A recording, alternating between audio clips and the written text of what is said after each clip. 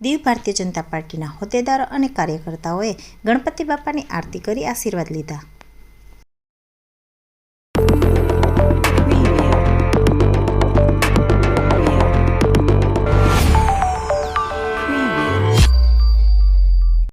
કેન્દ્ર શાસિત પ્રદેશ દીવ ખાતે ભક્તો ઘરે ઘરે ગણપતિ બાપાની સ્થાપના કરે છે અને આનંદ ચૌદશ સુધી ધામધૂમથી અને ઉત્સાહપૂર્વક ગણપતિ ઉત્સવ ઉજવે છે.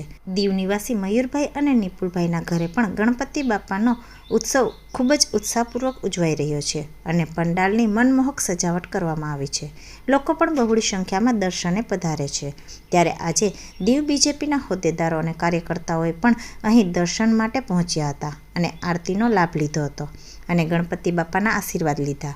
આ પ્રસંગે દીવ જિલ્લા બીજેપી પ્રમુખ મોહનભાઈ લખમણ, પ્રદેશ ઉપપ્રમુખ કિરીટભાઈ વાજા, દીવ જિલ્લા મહામંત્રી કિશોરભાઈ કાપડિયા, જિલ્લા પંચાયત ઉપપ્રમુખ લક્ષ્મીબેન મોહન, કાઉન્સિલર વિપુલ સોલંકી, મીડિયા કન્વીનર પ્રિયાંક લાલજી અને ક્રિસ કામલિયા વગેરે ઉપસ્થિત રહ્યા હતા.